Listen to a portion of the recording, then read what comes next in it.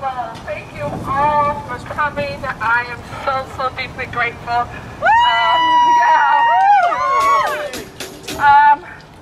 This rally is on my son's birthday, Siddharta Fisher. But it's not just for my son. It's for human rights being honored, for people who have an illness that affects the mind. And actually, all illness comes from the mind, I believe. And so, when someone has something that happens very specifically in the mind that affects their thinking, that should not be labeled or an excuse for abuse. There's no excuse for abuse. So the sign, the birthday candles, there's 35. My son is 35 today. Thank God he's still alive. Woo! Happy birthday, Sid! Thank God he hasn't taken his life or taken anyone else's life. I advocate for mothers around the country, and I have mothers who have some very sad stories of what has happened to their adult children because of the drugs. If you read the black box on the drugs, it says that these drugs that they give our young adults can cause feelings where one would want to take their own life. I've had mothers that talk to me where their own children, adult children, have taken their own lives after taking these drugs. I have two mothers whose sons committed a murder and are now up in Western State permanently, and they feel that the drugs had a definite effect on their psyche that created that. That's a form of extreme abuse of the person and us. And there should be access to non-drug or low-drug therapies. And there's not. Yeah. And make the clarification that we're talking about medication, because sometimes when people hear the word drug, they think of illegal drugs. Okay. These are legal. These are medications that are supposed to help people. Thank you, Harriet. She said to police, and I totally agree, that when we say drugs, we're talking about the prescription psychotic or psychiatric drugs that are prescribed for, quote, healing. We're not talking about the street drugs, although the fact of the matter is that these drugs have very similar chemical makeups as street drugs, and they are as addictive as street drugs. And the worst part is that if you try to go off of them, you can experience some of the most extreme withdrawal effects that will make you want to murder or take your own life or harm someone else. So the withdrawal is as serious as the actual medication. So I want to start this with how I've been out here at least twice a week, except for last week, every day since the end of January. My son was put in the jail November 27th, and it felt like my voice was being completely shut down. I had wrote letters to them asking them to drop the charges. Nobody would listen. So I thought I'm going to come out and at least make a vigil in front of the courthouse, and and I would also fast twice a week. I want to say that this fast day says 14 because I was expecting to fast today, but I got a call confirming this morning that they have dropped the charges.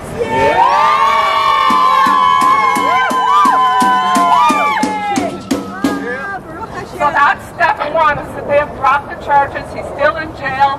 He's expected to go up to Western State on the civil side, which means he won't go on the prisoner side, which means now my next job is to change the way they deal with my son. Every time he goes up there, they have him, most of the times, not every time, most of the time he's up there, they have him on double or triple the maximum dose of these medications.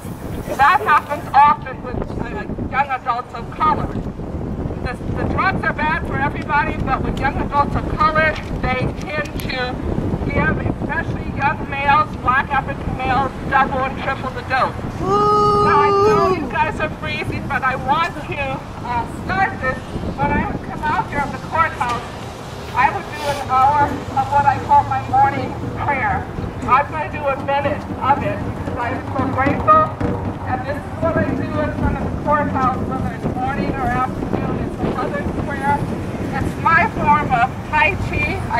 Michi.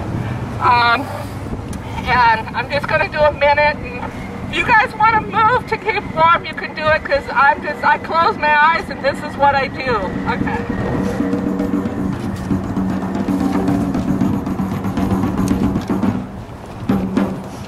Somebody can just let me know when a minute is up, and then I'll go.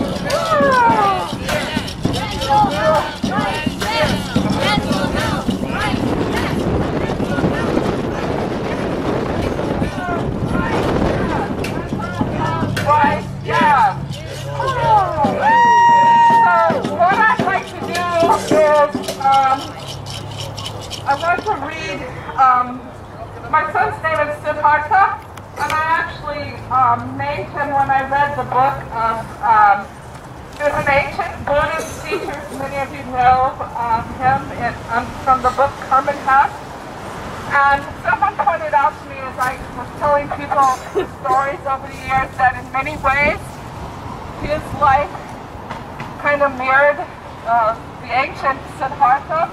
And the ancient Siddharta was born of a king and queen and lived in a palace, had a very sheltered, pampered life, and never went outside of the palace. And when he was 12 or around that age, he left the palace, he went incognito and went beyond the protected walls. And there he was totally shaken, disturbed, horrified at what he saw, the poverty and the misery of the people. And so he then, at that age, took a vow and dedicated his life to helping to help change the life of the poor and the downtrodden. My son, we were not kings and queens, his parents, but his father was a pharmacist and I was a teacher. And so he had a fairly okay life, a fairly well-to-do life. In that time, when he was in 6th grade, he won the Washington State Chess Championship. When he was in 7th grade, Johns Hopkins University selected him and some other young adults, young youth across the nation to take the SAT, which is the Scholastic Aptitude Test. And when he was, I believe, 12 at that age, and he scored in the top 25% of college-bound high school seniors. He then got in trouble, or no, he didn't get in trouble. He was trying to do the right thing. In 7th grade, he was in a very racist situation in an almost all-white school. He was returning a coat that he had taken from a friend who had stolen it from someone. And he told that he was going to take it back. He went into the school and signed that office because he was late. The principal asked to see him. He went into the principal's office and the principal started writing him up. And he said, "I'm writing you up because you stole the coat." And my son said, "I didn't steal it, I'm returning it." And so he asked him to stole it. And my son was typical in his loyalty to his friends. He said, "I'm not telling, but I am returning it." So this principal, instead of calling his parents, my husband and I, he wrote him up. They called the police. He had not been in ever serious trouble before. They called the police. The police came to the school, handcuffed him, put him in the back of the car, and took him down to the juvenile precinct. I went up there the next day, and I told the counselor, who was also the assistant principal, "There's no way you can make this stand," because he had the coat on his arm and he walked right into the office. So that assistant principal, whose name was Greg Wallace, in court, swore to tell the truth and then lied, because he said in court that my son wore that coat. And my son was found guilty and spent a week in juvenile hall. He ran away after that and he lived on the streets. He came back about 3 months later, and I kind of knew where he was because our whole life was pretty rocky. My husband and I were in the process of getting a divorce, and so I just kind of thought it was better maybe to not have him in all that turmoil. He came back on my birthday to tell me what life in the streets was like. He talked about the old and the young people that he had made friends with and how they scrapped for food and how it was cold. But most importantly, I remember, even to this day, tears started running down his face when he talked about America and how America throws away its young and its old. So he was very, very clear seeing at a very young age, and in this society that's dangerous. A lot of young people, like my son did, turned to rage to try and change it, and then he did have a break with the reality that he could not change. What should have happened was that he had intensive trauma-related care, but what happened instead was at age 17, we were channeled into a psychiatrist who gave me a dose for him, which I only realized the last year how serious it was. It was a 1,200% overdose of what was recommended for a young man his age. So that started the cycle of being self-harming, cutting himself, burning himself, wanting to jump out of windows. It started all of that, and this is the story that I wrote because I felt like it could have been different had he had alternative care, real care. So,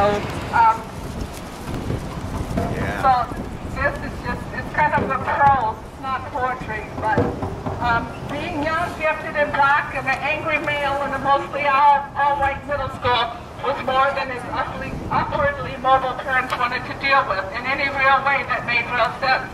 They wanted him to conform, get ahead, fight the base, and chase after the American dream. Forget about the real nightmare behind the curtain. The young and the old died in the street. Being young, gifted, and black, and a very angry male in a mostly all-white middle school with teachers who demanded respect but did not earn or give respect was a curse he would not accept laying down. They became his target as he became theirs. This next part is called "The System Fights Back." Guilty by reason of racism. However, he was no match. He was the smaller target, and they had the bigger weapons. When at the age of 13 he was accused of stealing a coat at school, he was handcuffed in the principal's office and taken away to juvenile detention facilities. His outraged mother knew the accusation to be untrue and proved to the school counselor, Craig, how their lies would never hold up in court. Still, they refused to drop the charges. And so in his first experience with the American Court of Justice, on Siddharta's day in court, the counselor, whose job it was to support and empower his young charges, swore on an oath to tell the truth and nothing but the truth, and then solemnly lied. And Siddharta, at age 13, was found guilty as charged and did unjust time in the juvenile detention facility. How does one fight crime, which is what Siddharta called himself, was a crime fighter, when doing the right thing becomes a crime and you, the young hero, become the villain, and the real villain solemnly swear to tell the truth? The young fighter's first-hand experience with those who demand respect but offer disdain, and those who promise justice but offer punishment, informed him that perhaps he should seek connection and company with those who seem to understand the injustice of the system he had condemned.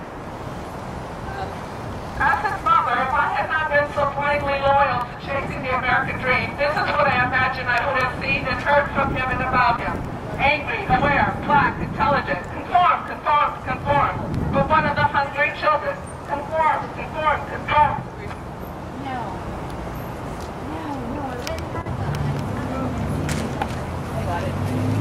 Counselors, parents, teachers, and preachers. Conform, conform, conform.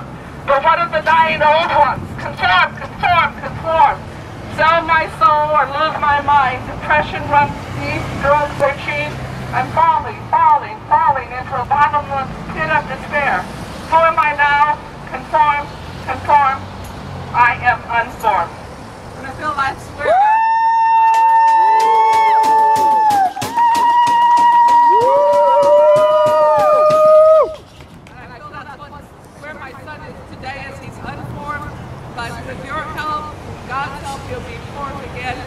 I also want to say that the speakers, I had 4 of the speakers that were going to talk. I had a couple of people who are what we call survivors.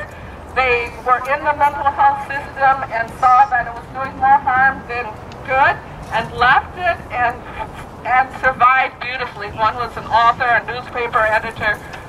But all 4 of my speakers in the last 3 days were not able to make it for different reasons. So I really had hoped you'd get a chance to hear them, but now you won't have to stand as long in the cold. We're here for State, and we're here for you, and we're here for us. It's okay! He's been released. Yes, well, the charges have been dropped, and he will be released to the hospital, but that was the #1 step to get the charges dropped. So now let's sing happy birthday to Sid. Where is he? He's around the corner behind his building. But this is all being videotaped and he will definitely sing it. And so I'll sing it to you. This is what I'd like us to sing. It's happy birthday to you, Siddharta. You're destined to be free, and I mean free in body and mind and soul. May you heal and be happy, because he still has a lot of healing to go to. Happy birthday to you. So. Say it again. Okay. Yeah.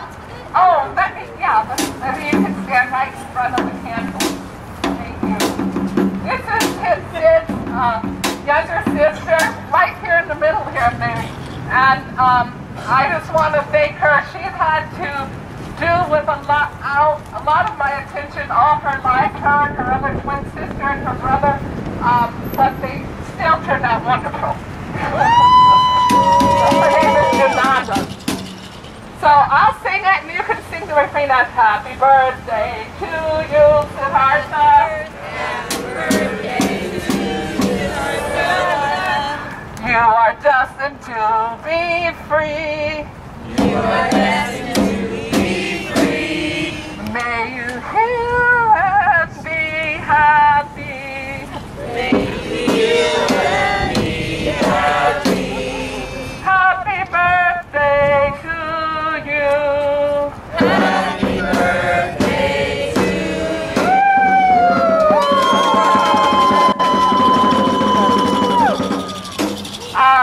And I think, one last thing, is that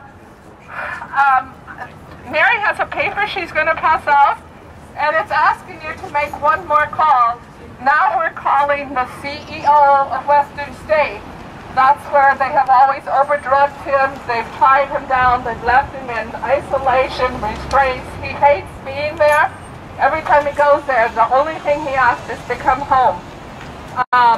And he can't come home because the medication has made it too dangerous.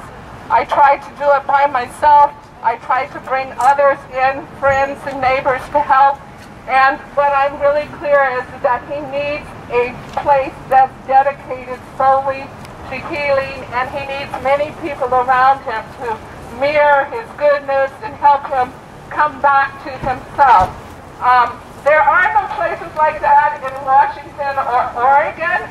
I've called many places, many times, and for one reason or another, he doesn't fit.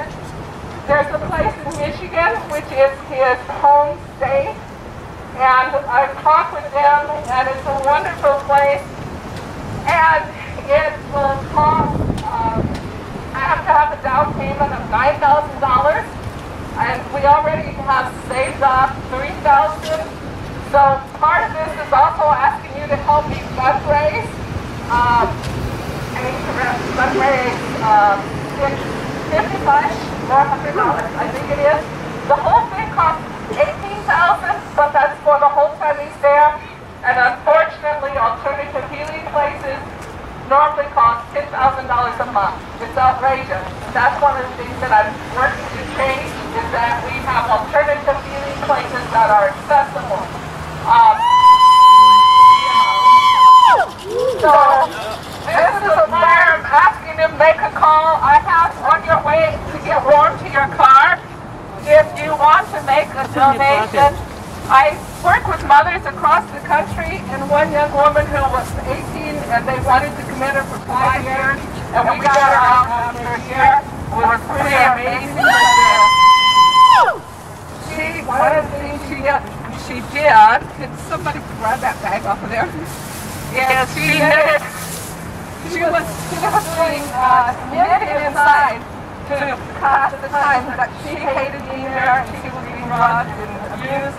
They took away her knitting needles because they said they were too dangerous. So she learned how to finger knit.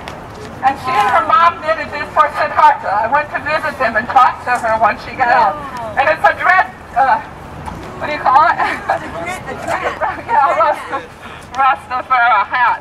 And so, if you want to give a donation, this is here for that. And there's also information on the blue flyer. Thank you all for coming out. What? I have a bag of birthday cards. Oh, that's right. If anybody wants to write a birthday card, we'd love to get bunches and bunches to send to him. Oh, nice. We've got birthday cards, and I have pens. I'll find them somewhere. So if you want to just sign a note, your name, and a quick note to tell Sid to just encourage him and tell him we're waiting for him to come home, that would be great. You can put all of the candles, just lay them over there in the corner there. Thank you so very much. And I have the reflections every Saturday at 4 in the library, and Thursday, if people want to talk about ways to change our system. And you have a website, Mental Health Rights, yes! She's my best cheerleader. I have a website, mentalhealthrightsyes.org, and lots of friends. All of you. Thank you so much. Website again? mentalhealthrightsyes.org. Yeah.